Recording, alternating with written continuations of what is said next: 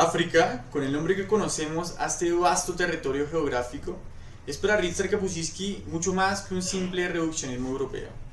Es que si bien es cierto que la historia de este continente está configurada en gran medida por el colonialismo y todo lo que se denominó el reparto de África a partir de la conferencia de Berlín en el siglo XIX, que consistía básicamente en que las potencias europeas se dividían el territorio africano.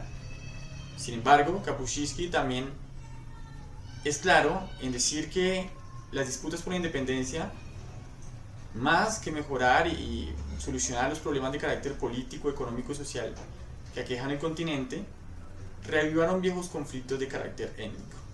El genocidio en Ruanda, la guerra civil en Angola, la dictadura de Amin en Uganda son tan solo algunos de los temas que aborda Kapuscinski en su obra.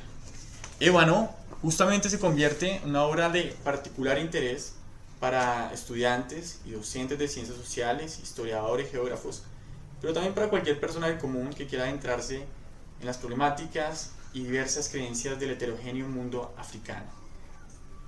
Kapuscinski, haciendo honor a su estilo de periodismo intencional, logra vincular el relato periodístico con la literatura y brindarnos una maravillosa obra. Llegó gana la idea esperanzadora de la libertad, un tanto utópica, pero muchos veían posible. En cierto punto se toparon con dos chozas desoladas, muestras del carácter nómada de los clanes africanos. Entre ellas, al querer descansar en este clima agotador, obvio, estábamos en África, tuvo un encuentro fortuito con una cobra egipcia, la cual le hizo pasmarse ya que su ataque sagaz es característico de esta especie.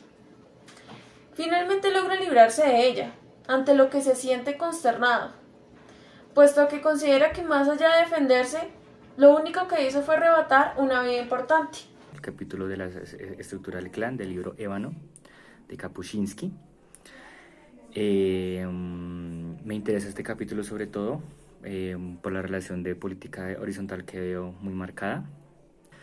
Bueno, Kapuscinski tiene un encuentro con Kwawi, o bueno, como se pronuncie, que es un periodista como él, o eso dice él, un reportero como él, que le cuenta más o menos cómo la organización del pueblo originario de Ashka, si no Ashka, bueno, me disculpan si no lo sé pronunciar bien, del pueblo originario de Kumasi, y cómo se organiza ¿no? De manera política.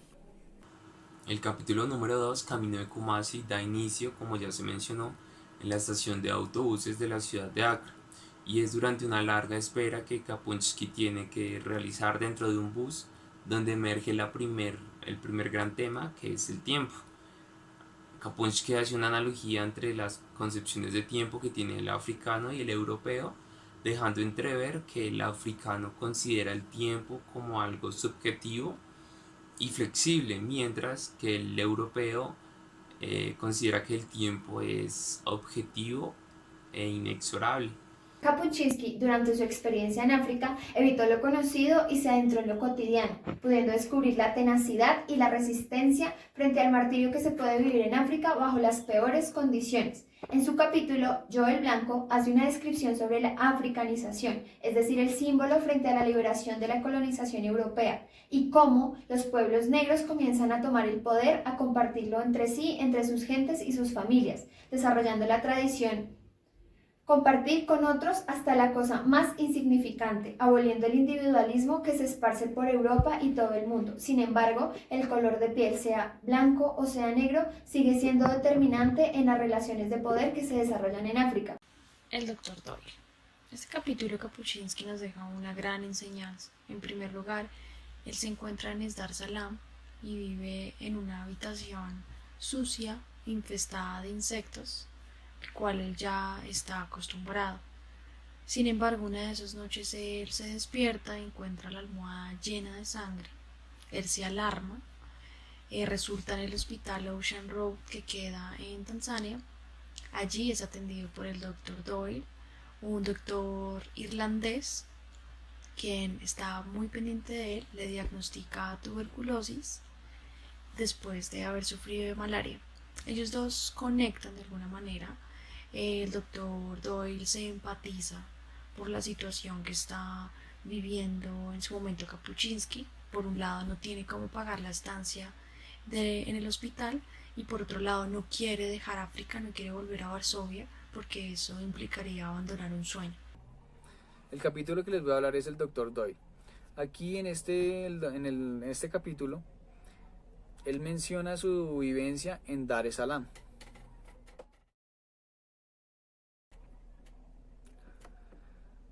En Dar es Salaam, como lo acaban de ver, es una ciudad costera que limita junto con el Océano Índico y es una ciudad con bastante población.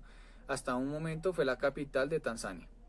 Aquí el autor en su estadía nos menciona que se encuentra primero con muchos insectos. Aquí él se encuentra con dos personajes que le colaboran a este doctor, que es Edu y Abdullahi, él descubre también que estos nombres, y nos cuenta que en África los nombres se dan es por un acontecimiento histórico que se haya vivido en el momento de nacimiento de los diferentes personajes. La emboscada y un río perezoso. Entonces, en la emboscada, Kapuscinski nos presenta cómo este capítulo se desenvuelve en el país de Uganda, especialmente en las ciudades de Kampala y Soroti. Entonces allí nos narra a través de todo el tramado de este capítulo. Entonces aquí Kapuscinski nos presenta una participación activa de los niños de Uganda en las guerras. Él denomina estas guerras como una guerra de niños, ya que son los únicos que pertenecen a estas guerras. También nos presenta cómo hay una evolución en las armas, ya que primeramente las armas eran de gran dimensión, por ende los niños no podían manipular estas armas. Entonces se modifican estas armas con el fin de que ellos tengan una fácil adecuación de estas nuevas armas pequeñas. También nos presenta que los niños están inmersos o están en contacto físico con sus enemigos, por ende ellos viven y sienten la guerra sin saber qué significa la guerra para ellos, ¿sí? Entonces aquí Kapuscinski hace como una crítica frente a la situación que pasa Uganda. Voy a hablar de dos relatos, La Libela 1975 y Estampas Eritreas.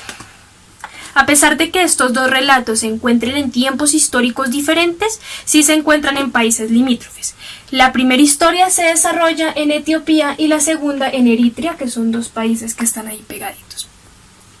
Este primer relato nos cuenta cómo Kapuscinski se encontraba en Etiopía para la década de los 70, departiendo con un hombre llamado Teferi, quien era dueño de una de las empresas de transporte del país. Este hombre le propone a Kapuscinski que viaje en uno de sus camiones a las provincias del norte para que conozca sus riquezas. En su viaje, Kapuscinski nos describe detalladamente los paisajes en los que se encuentra y nos describe las condiciones famélicas que se va encontrando en cada una de las provincias que visita, debido a la guerra civil que se estaba dando en el país en ese momento. Habrá fiesta en el cual Richard Kapuscinski narra su estadía y su viaje a una aldea cercana a Kampala, junto con Godwin, un periodista que conoce allí y con el cual emprende viaje al oriente de Uganda en dirección a Kenia. En el camino, Richard Kapuscinski se entera del comercio y la gran variedad de artículos que se promocionan a los alrededores de la carretera, el ajetreo que es muy constante de este lugar y la gran cantidad, la gran riqueza cultural y la diversidad y tolerancia ecuménicas que allí residen. Además, cada cierto tiempo se encuentran con ciertas barreras, puestos de controles comandados por policías o por ejército, de los cuales, dado su ánimo, se podía inferir el estado y la situación actual del país y la escasez que no es ajena a estos lugares. En el capítulo Conferencia sobre Ruanda se narran vicisitudes importantes que atraviesan a este país diminuto e ignorado. El conflicto étnico que se cierne sobre sus dos castas principales por la disputa de la pertenencia de la tierra, ya que imperaba en este un orden de tipo feudal en el que el Tutsi era el señor y el Hutu su vasallo.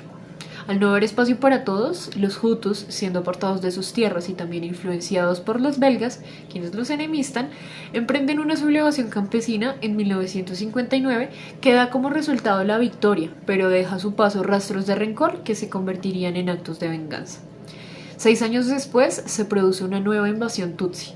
El ejército Hutu la detiene y a modo de desquite organiza en Ruanda una cruel masacre a gran escala. En primera medida, Zanzíbar es una isla localizada en el Océano Índico al este de África, del continente africano. Sucede que en esos tiempos se está viendo una verdadera revolución, dado que los dominados, los sublevados, los africanos, la población africana, están gobernados por una minoría del 20% de los árabes.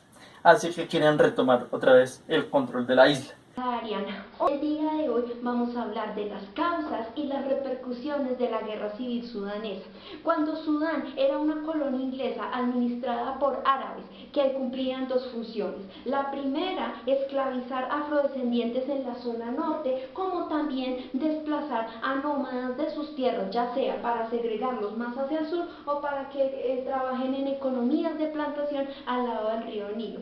Asimismo, no podemos olvidar que un odio étnico que nace de estas circunstancias no puede ser olvidado ni incluso con el ideal de la independencia. Esto, al no ser lo que se esperaba de una unión o de un sometimiento, genera un conflicto directo que lamentablemente también se ha convertido en la causa y la justificante de las etnias árabes del norte para cometer uno de los mayores etnocidios. Este capítulo se llama El Pozo. Se desarrolla en el norte de África, en el país de Somalia, más exactamente en la localidad de Berbera, muy cerca del Golfo de Adén.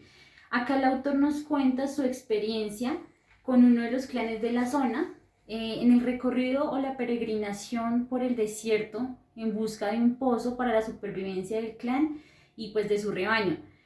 Acá podemos encontrar la organización del clan, su cultura, su forma de ver la vida y cómo ellos huyen del sol inclemente. Hola, en este video quiero detallar sobre la experiencia o la estadía de Richard Kapuscinski en la aldea de Abdallah. Algo que me parece muy importante es la ubicación geográfica, ¿sí? Ya que es próxima al océano Atlántico y muy cerca al río que lleva como nombre el mismo del territorio, el mismo del país, Senegal.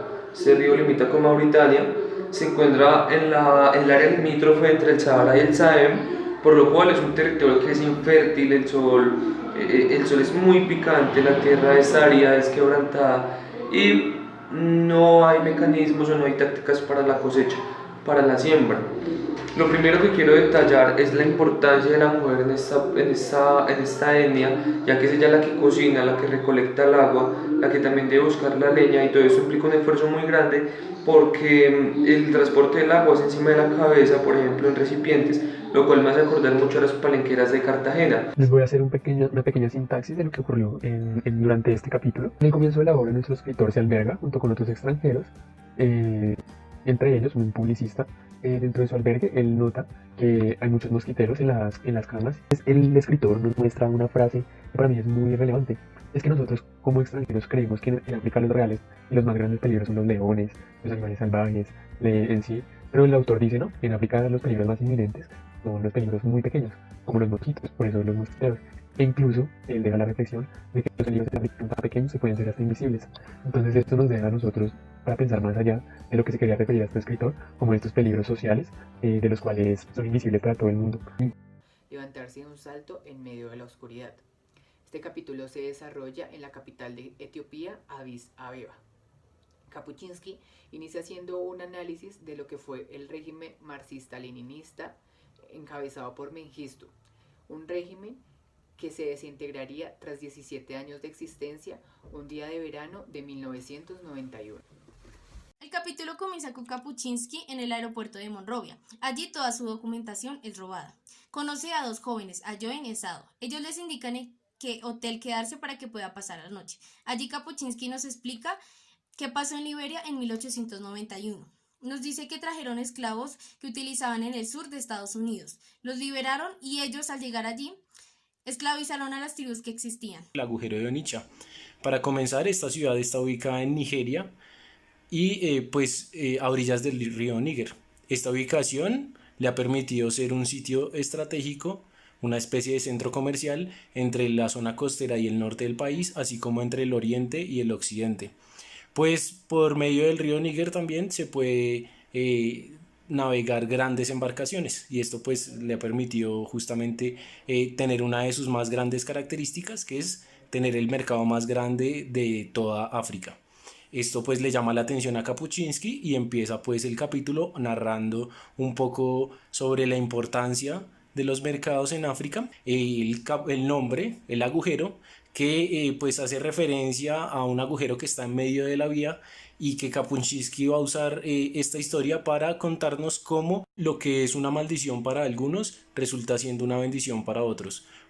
En el capítulo En África, a la sombra de un árbol, Kapuscinski relata ya la última parte de su recorrido por África, los distintos pueblos. Allí se encuentra cerca a la aldea Dofo, en la cual está en el río Nilo Azul. Allí lo característico dentro de esta comunidad es que, pues primero, solamente podemos encontrar un árbol de mango, el cual es muy raro ver a kilómetros a la redonda. Allí puede también, digamos, el autor se da cuenta cómo la comunidad lleva a cabo prácticas políticas, relaciones sociales, lo educativo, inclusive la narración de su historia, lo que se conoce ahorita como la historia oral. Kapuscinski, además de hacer novelas, poesía, su gran pasión fue el periodismo y es uno de los mejores cronistas del mundo. Él viaja desde 1958 a África como empleado de la Agencia Polaca de Noticias y durante más de 30 años recorre África. Este libro condensa 27 historias en diferentes países que uno podría clasificar en 3 etapas. Primero, desde Ghana, la ilusión por la independencia, porque seremos iguales, porque se va a acabar el tema del racismo, porque hay sueños y expectativas por el desarrollo y la expulsión de los europeos. Después nos va mostrando en otros capítulos la estructura del clan, las características culturales de los africanos, la forma de pensar, los conflictos que empiezan a generarse y termina con una serie de situaciones asociadas ya al genocidio en Ruanda, a los conflictos y las guerras civiles en las décadas de los 80 y de los 90. Kapuscinski hace una crítica fundamental y es que las sociedades que sean acríticas, es decir, aquellas en las cuales la culpa siempre es de los terceros, difícilmente pueden resolver sus conflictos, reflexionar y progresar. Es un libro también muy recomendado porque justo el año pasado la película gráfica con mayor número de premios es basada en la historia de Kapuscinski en sus viajes a Luanda. Yo siempre invito a las personas a que lean Ébano, a que utilicen un mapa, porque hay que visitar y recorrer cada uno de los lugares que él nos describe en su historia. Un libro en el cual se aprende la historia de África y se comprende algo muy importante que dice Kapuscinski. Para escribir sobre algo hay que conocer por lo menos o vivir en ese lugar durante un buen tiempo.